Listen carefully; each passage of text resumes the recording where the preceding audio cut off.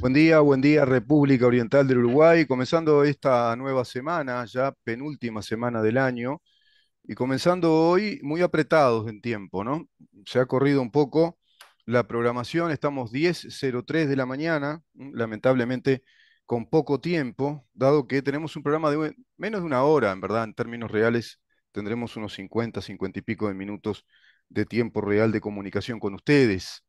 Les digo que se pueden comunicar al 093-829-272, también en Facebook, en donde estamos, por Twitter, arroba en donde estamos, por Instagram, en donde estamos, Uru, y nuestro canal YouTube, Mirá en donde estamos. Ese canal tiene todo el material editado, columna a columna, cada una de las columnas que vamos desarrollando en el programa y a través de los años ya, por CX30 Radio Nacional, 3 años prácticamente,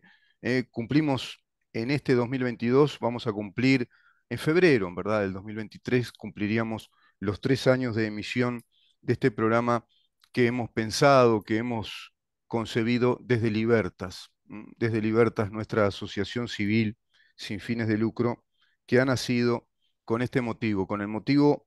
de propalar, de defender, de estudiar, de investigar y de comunicar nuestros valores republicanos, democráticos y liberales de acuerdo a la Constitución de la República y de acuerdo a la tradición republicana democrática de Occidente, que está bastante hackeada por una hegemonía cultural que es de cuño marxista y que, bueno, ese cuño marxista tiene que ver con un ejército de intelectuales y un ejército también de empresarios, aunque te parezca mentira, y de corporaciones financieras, empresariales, y esas usinas intelectuales que desde Europa, Estados Unidos y también en América Latina han instalado por allá por los años 50 ya esa revolución cultural que planteaba Antonio Gramsci, que es una revolución cultural marxista para instalar la hegemonía del pensamiento, de la ideología marxista en la humanidad. Y evidentemente Uruguay está padeciendo todo eso. Antes debo saludar al hermano pueblo argentino por el gran logro del día de ayer. Mm, Muy feliz, personalmente me siento por ese logro, por esa tercera estrella en la camiseta de la selección argentina, la tercera Copa del Mundo FIFA, Copa FIFA, 3 campeonatos del mundo, 15 Copas Américas, iguales que nosotros, están ahí, y 3 Copas del Mundo, evidentemente una selección grande a nivel mundial, y esta selección argentina que ha demostrado ser una gran selección, una excelente selección, con un nivel futbolístico alto, que fue de menos a más, con un mundial trágico, que empezó muy mal y que termina muy bien, inclusive con una final también tensa, muy tensa, intensa, con un amplio dominio futbolístico de Argentina hasta el minuto 74 y sin embargo sobreviene un penal después de ese 2-0 donde parecía que prácticamente ya tenía ganada la final del mundo, la tenía en su mano, incluso cabía la posibilidad de que Argentina hiciera un tercer gol. Estaba maniatada Francia, desconocida, una Argentina que la apabulló, la dominó en todo sentido, y esas cosas que tiene el fútbol, ¿no? Esas cosas maravillosas, esos imprevistos, esa dinámica de lo imprevisto que tiene el fútbol. Sobreviene un penal, Mbappé que no erra, se achica la distancia y prontamente el empate, forzando un alargue. En el alargue, Argentina vuelve a ponerse en ventaja con ese gol de Messi, 3-2, y prontamente otro penal que da el empate para forzar a la ronda de penales. Y en la ronda de penales, características particulares de Dibu Martínez, que ataja un penal y prácticamente, bueno, provoca un error, es casi un error forzado, un penal que prácticamente también atajaba, y son 2 penales que erran entonces los franceses, permitiendo que Argentina obtenga el tercer título del mundo, la Copa del Mundo, que muy merecidamente, inclusive como selección, como equipo, por su cuerpo técnico y fundamentalmente por Lionel Messi, que creo yo corona una brillantísima carrera, el mejor jugador de fútbol del mundo de estos tiempos y uno de los mejores jugadores del mundo de la historia de este deporte, un jugador de fútbol que honra este deporte, que lo engalana, que lo pone en su máxima expresión, que demuestra que el fútbol no solo es un deporte, sino que se convierte, cuando se lo aplica en su máximo esplendor técnico, táctico, estratégico, también personal, por supuesto, moral, en un arte deportivo y en un arte también de vida. Así que bueno, felicidades a los hermanos argentinos y el Río de la Plata presente entonces en esta Copa del Mundo y Sudamérica presente con una selección sudamericana que conquista una vez más entre las selecciones sudamericanas como la nuestra y la brasileña una Copa del Mundo. Felicidades. Vamos a ingresar a un tema que ha sido abordado desde muchos puntos de vista, pero fundamentalmente desde todos los puntos de vista posibles vinculados al anecdotario de un tema que está relacionado con la custodia presidencial. Me refiero al caso Alejandro Astesiano. Ha sido abordado desde el punto de vista coyuntural, anecdótico, trascendidos de prensa respecto a la investigación que está realizando la fiscal Gabriela Fossati en esa Fiscalía de 12º turno, Fiscalía de Flagrancia, que hay preso este hombre que tenía antecedentes, vinculado a una organización para delinquir, vinculado a falsificación documentaria de rusos, de ucranianos, de otras nacionalidades balcánicas que simulan ser uruguayos en esa falsificación documentaria que tiene una larga tradición respecto al espionaje que se desarrolló desde las estrategias y las tácticas soviéticas, el espionaje realizado a través de la vía de los espías ilegales. Son esas personas que ingresan con falsificaciones de pasaportes, falsificando también otras documentaciones, es decir, digamos que estafando de algún modo a distintos países y falsificando sus identidades, para ingresar a los mismos como ciudadanos de esos países y trabajar como si fueran un ciudadano común y corriente, instalarse en ese país, ingresar al mercado laboral o instalarse como empresarios y también migrar, ir de un lado al otro, trabajando como topos, así se le dice en la jerga de inteligencia, y especialmente de inteligencia política, de inteligencia policial en materia política, una terminología que mucho se usó en la Guerra Fría. Volvemos a estar en una Guerra Fría quizá más sofisticada que aquella Guerra Fría a posteriori de la Segunda Guerra Mundial. Es un panorama similar, es el panorama de un mundo autoritario y totalitario que pretende esa hegemonía de sus regímenes políticos en Occidente. Estamos hablando de Rusia, por un lado, de China, por otro lado, y su país satelital, si vos querés, su país protegido, que es Corea del Norte, y a su vez una extraña relación, pero coyunturalmente para ellos ventajosa, como si se tratara de un club de amigos mafiosos, que es con Irán, ¿no? Y quién sabe hacia dónde irán, jugando con las palabras, con estas relaciones geopolíticas que han planteado esto en el mundo. Una invasión rusa a Ucrania, una invasión, digamos que violentísima, cruenta, destrozando a un país que civilizadamente vivía, digamos que ayornado y ayornado a la democracia, a una democracia de un perfil entre liberal, si vos querés, y ciertos rasgos progresistas, una democracia al fin de un país soberano, pacífico, productor de alimentos, que se ve sometido a este desastre, a esta barbarie, a esta invasión, que destroza sus ciudades, que amenaza incluso con complicar en la situación ambiental, energética, bombardeando a Zaporizhia, esa central nuclear de las más grandes de Europa, destrozando la economía, las ciudades y matando a una cantidad de inocentes, niños, mujeres, ancianos, destrozando ciudades, hospitales, escuelas. Este energúmeno, sí, energúmeno, poseído por el demonio, quiere decir energúmeno, alguien imbecilizado en su conducta, conducta violenta, conducta mm, del terror, fomentando el terror, en la posesión de un espíritu demonial. Eso quiere decir energúmeno. Vladimir Putin. Pero este energúmeno está relacionado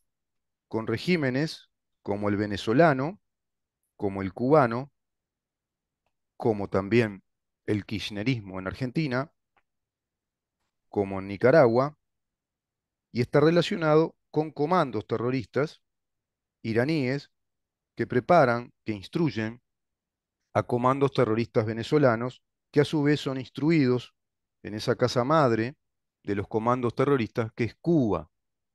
Se repite la historia. Esa historia que tanto investigó y que está publicada en sendos libros de Álvaro Alfonso, nuestro periodista. Yo recomiendo leer por lo menos 2 o 3 libros de Álvaro Alfonso cuando nos desarrolla, nos explica de qué se trató aquella Guerra Fría, aquellos comandos armados, algunos visibles, MLN, también el Partido por la Victoria del Pueblo, acá en Uruguay me refiero, y otros comandos armados muy sofisticados, no visibles, trabajando clandestinamente a la sombra, como el ejército clandestino del Partido Comunista del Uruguay, que a su vez también instruía al MLN, que abría la cancha para que pudieran instruirse en Cuba, que tenían, por supuesto, fortísimas y estrechas relaciones con el régimen cubano, que a su vez estaba haciendo por regímenes políticos aún democráticos en Sudamérica, bueno, digamos que políticamente clausurado. Y ahí se hizo un puente con la Unión Soviética y con Checoslovaquia, trabajando a la sombra clandestinamente y llevando un montón de gentes para que se formaran como verdaderas milicias de ese ejército clandestino del Partido Comunista del Uruguay, formándose con falsificación de pasaportes, para entrar y salir desde la Unión Soviética hacia hacia la Europa, perdón, libre,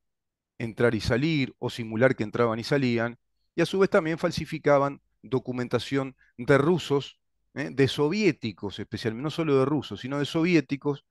altamente capacitados para venir a realizar sus espionajes en estas tierras y también trabajar acá a la sombra, formando milicias profesionales para esa revolución marxista. Eso de lo que no se habla ya, eso que fue una causa fundamental de la desestabilización democrática de aquellas democracias de nuestros países, concretamente de nuestro país, y que va a sobrellevar todo eso un clima de altísima violencia, tensión, desestabilización, soliviantando el ánimo de aquellos estudiantes, de aquellos sindicatos que paralizaban el país,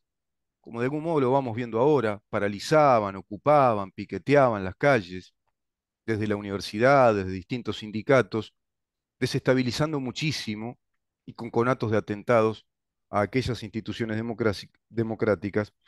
Y una vez dadas las elecciones, con ese clima extraño, enrarecido de un Wilson Ferrer Aldunate al cual se le había convencido que le habían robado las elecciones y quedó embretado en esa bronca, perdiendo la perspectiva en aquel entonces de lo que estaba pasando realmente en ese contexto de Guerra Fría,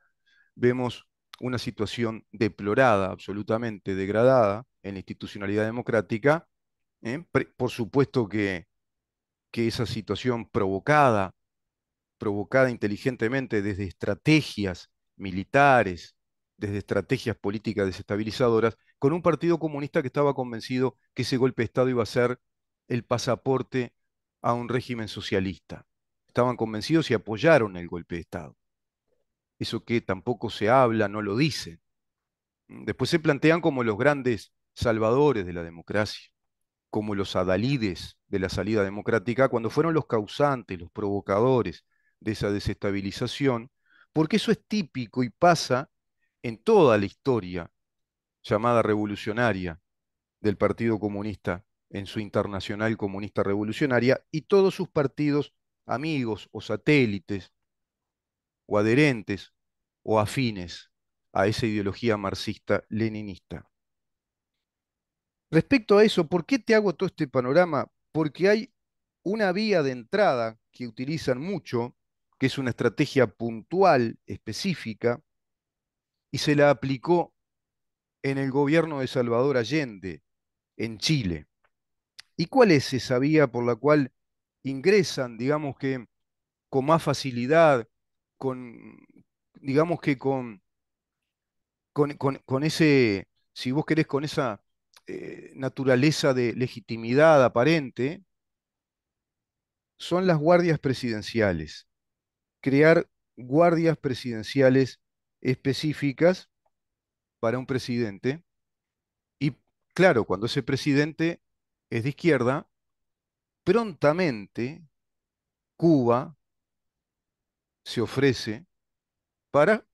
dar custodios especializados a ese presidente. Esto no lo estoy inventando, esto lo publica en su último libro el doctor Nicolás Márquez. El libro se llama La dictadura comunista de Salvador Allende. Nicolás Márquez. ¿Quién es Nicolás Márquez? Nicolás Márquez es un escritor argentino, es un ensayista, analista político. Antes de este libro tenía 12 libros publicados. Bueno, conferencista famoso, ha dado conferencias en las principales ciudades del continente americano, pero a su vez, desde el punto de vista académico, es egresado de la Facultad de Derecho de la Universidad Nacional de Mar del Plata como abogado, desarrolla una maestría en la Facultad de Ciencias de la Comunicación y obtiene el grado de docente también en comunicaciones. Es egresado del Centro de Estudios Hemisféricos de Defensa, de la Universidad Nacional de Defensa en Washington, D.C., y tiene su propio organismo de prensa, que es prensarepublicana.com. Fue docente de Agustín Laje, el gran politólogo y filósofo contemporáneo argentino, y con él escriben el libro negro de la nueva izquierda. Nicolás Márquez, digamos que un agudo, un académico analista de todos estos temas, que se despacha con este último libro, La dictadura comunista de Salvador Allende. ¿Y qué nos dice? Nos dice que cuando Salvador Allende obtiene la presidencia de Chile, y que evidentemente quería replicar el modelo cubano en Chile, como se lo hizo en Venezuela después, bueno, precisamente se le ofrece un servicio de guardia presidencial o de llamarle de custodia presidencial o de protección presidencial. Quien fuera hombre íntimo del Che Guevara, el mencionado Daniel Alarcón, alias Benigno, mirá cómo le decían, Benigno, recuerda en sus memorias que en el Chile de Allende los que mandaban eran prácticamente los cubanos. Los que mandaban en el régimen de Allende eran prácticamente los cubanos, el Departamento América y gran parte de tropas especiales que se encontraban en aquel período. Además estaba la presencia de miembros del aparato cubano, todos involucrados en la organización de la lucha armada en el mundo, y de todas las armas que se estaban metiendo allí, agregando que en Chile parte de la seguridad, el llamado GAP, grupos de amigos del presidente, una especie de GACH, pero del presidente comunista chileno, grupo de amigos del presidente, pasó a ser la Guardia Presidencial, todos cubanos, ¿m? Pertenecientes a comandos del Ejército Revolucionario Cubano, pertenecientes también a la inteligencia cubana diseminada en el continente.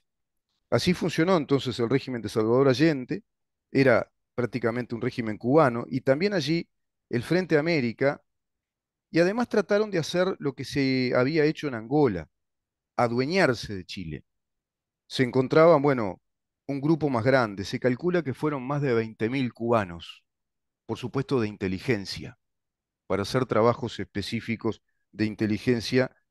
y adueñarse de esa revolución socialista chilena y prácticamente hacer de Chile una especie de filial de la casa madre, que es Cuba. Se encontraban, bueno, ese grupo grande, las tropas especiales citadas por Benigno, por ejemplo, eran grupos armados de élite, eran grupos armados de élite, eran capitaneadas por los hermanos Antonio y Patricio de la Guardia Font. Aquel Antonio se ocupó de la seguridad de Allende, artilugio para mantenerlo vigilado y controlado a su vez. Y Patricio confesó con orgullo, en proceso judicial ya, que enfrentó en Cuba, enfrentó un juicio por narcotráfico. Recibí la medalla internacional de primer grado, ya que me encontraba en Chile al mando de las tropas. ¿De qué tropas hablamos? Pregunta Nicolás Márquez. de las mencionadas tropas guerrilleras extranjeras que estaban allí para defender la dictadura trasandina. Y ustedes preguntarán, ¿y esto que plantea en este libro Nicolás Márquez, en la dictadura comunista de Salvador Allende, y esta guardia presidencial de Allende, de nacionalidad cubana, con equipos de inteligencia cubanos, con más de 20.000 cubanos en ese régimen, qué tiene que ver con la custodia presidencial de Luis Lacalle Pou y Alejandro Astesiano? Y puede tener mucho que ver en materia de estrategia política, de penetración de topos, de inteligencia también cubana, y de esta inteligencia no solo ya cubana, sino también de pronto venezolana en el país, para ir creando, para ir tomando lugares estratégicos y llevarnos como país también a ser un país socialista, rumbo a ese socialismo del siglo XXI, que es la gran premisa y el objetivo del Foro de San Pablo y Grupo de Puebla, al cual están alineados el Frente Amplio, el PIT-CNT, la FEU y otras organizaciones de izquierda. Pero ¿y esto qué tendrá que ver? Seguirán preguntando ustedes con la Guardia Presidencial, con estos custodios presidenciales. Y puede tener mucho que ver porque investigando un poco, sabés que estos custodios, que viste que no son, esta custodia presidencial no provienen del Ejército Nacional o de la Policía Nacional, no son suministrados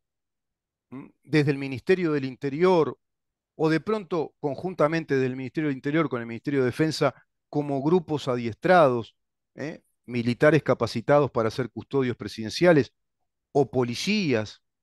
como hay en los países, qué sé yo, de el grupo de coraceros, de carabineros, no sé, de la Guardia Republicana de nuestro país, que estuvieran especializados en custodia presidencial y como corresponde o correspondería por la vía institucional de los ministerios que integran el Poder Ejecutivo y los ministerios que están abocados a la tarea fundamental, esencial del Estado, que es la seguridad interna, la seguridad pública y también la seguridad externa, entonces hablamos de Ministerio del Interior, Ministerio de Defensa, se supone, ¿no? Es de sentido común, es de lógica institucional, que sean los suministradores naturales al presidente de la República de un conjunto de personas altamente especializadas, nacionales, ciudadanos, compatriotas, formados institucionalmente, profesionales de la seguridad, vale decir, policías y militares, adiestrados para hacer una custodia presidencial. Pues no, la custodia presidencial a partir del gobierno de Tabaré Vázquez, año 2006, y a partir de un decreto ley que saca Tabaré Vázquez, ni lerdo ni perezoso, plantea otro tipo de custodia presidencial y hay acá, en ese decreto,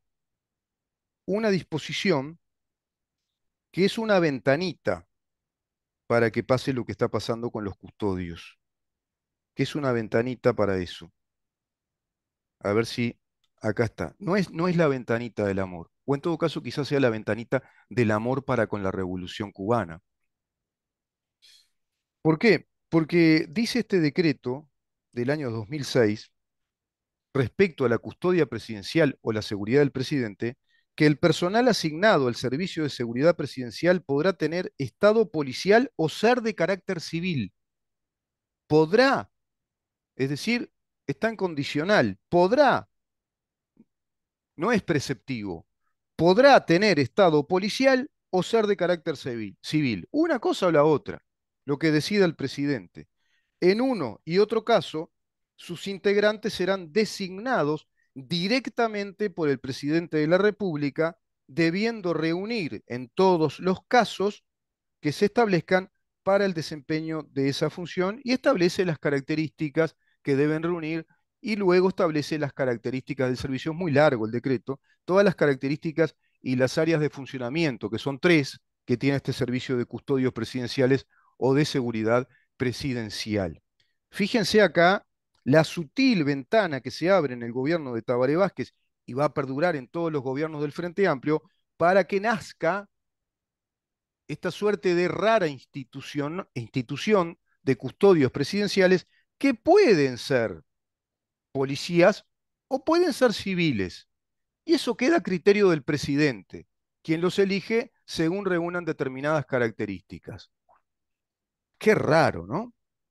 Qué raro. Y esto habilitaría a que ingresen, ¿eh?, por el lado de lo civil, con carácter civil, ex policías, ex militares, civiles supuestamente adiestrados, en los cuales confía el presidente de la República, y por acá está evidentemente la brecha, el corredor, esa ventana que yo te decía, para que ingresen topos al país,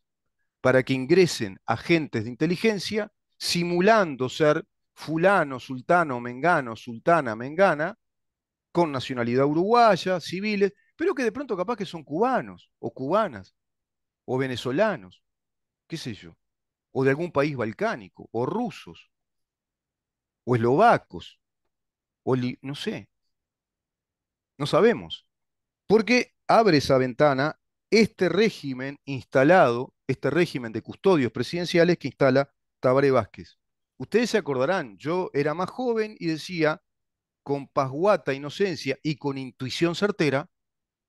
che, qué raro esto de los guardias presidenciales, parecen todos patobicas o los hombres de negro, parecen personajes de una película norteamericana, todos vestidos de trajes con lentes negros, rodeando al presidente Tabaré Vázquez o a Mujica y con remises blindados, ¿se acuerdan? Y con vidrios polarizados. Qué lejos todo eso de aquella imagen presidencial de Jorge Valle, de otros presidentes del país, que andaban entre la gente y de pronto con un Volkswagen o con un auto mucho más humilde, un auto quizá un sedán, un auto común y corriente, en buen estado, nuevo, y tenía por lo general su guardia presidencial, eran policías o policías retirados, recomendados por el Ministerio del Interior, por el Ministerio de Defensa, algunos militares, preparados para eso. Se supone que tendría que ser así. La Guardia Republicana, preparados determinados integrantes de esa guardia preparados para la custodia presidencial. No, son tipos vestidos de negro, con lentes negros, por lo general civiles, civiles que cuidan al presidente, todos de algún modo con esa estructura de imagen mafiosa, ¿no?, de patóbicas que cuidaban a esos presidentes. Y esto siguió con este presidente. Y la gran pregunta es, ¿por qué siguió este presidente con todo eso? ¿Por qué siguió con este tipo de guardia? ¿Por qué no se derogó ese decreto y se formuló otro que fuera por este lado, por la vía institucional, que defendiera inclusive en este aspecto fundamental nuestra soberanía nacional, que la defendiera en cuanto a prever toda posibilidad, eventualidad, circunstancia, desde el sentido común, de filtración de agentes extraños, de agentes de inteligencia, de topos, que se dedican a estas cosas a las que se dedicaba Astesiano, a la falsificación de documentos, a facilitar las vías de falsificaciones documentarias para el ingreso al país de vaya a saber uno qué cantidad de extraños personajes que también utilizarían este país o como centro estratégico de operaciones o también para de este país migrar hacia otros países, porque así lo permite el rango y la calidad institucional de nuestro país en otros países, inclusive en Estados Unidos. País muy apetecible para obtener la ciudadanía uruguaya. Vamos a una pausa y vamos a continuar con este tema, porque acá me parece que está la causa a discernir e investigar por qué se sigue con esta custodia presidencial. Es un hecho extraño, es raro que pase esto, porque da lugar a todo esto que venimos revisando, a las filtraciones de inteligencia, a las filtraciones de topos, a las filtraciones estratégicas que van preparando todo un panorama, un cuadro armado, logístico, que quizá sea lo que le esté dando mucha impunidad a estos parlanchines de izquierda que dicen cualquier cosa y no les importa porque se sienten impunes, protegidos por una mega organización política, militar, logística y financiera. Me refiero a los integrantes parlanchines de siempre del Frente Amplio y del PICNT, desprestigiando al gobierno, descalificando y provocando con sus declaraciones una situación o pretendiendo una situación de desestabilización política, como cuando dice Valenti que este gobierno se tiene que ir, que hay que terminar con este gobierno ya, antes de las elecciones, o como cuando dice Fernando Pereira, que este gobierno ya está acabado, agotado, que no tiene plan de gobierno y que convive con la mentira. Y así sucesivamente, cada uno de estos integrantes diciendo cosas que nos están dando la nota, nos están connotando la intención ya declarativa, evidente, de la desestabilización institucional de la República Oriental del Uruguay. Vamos a una pausa.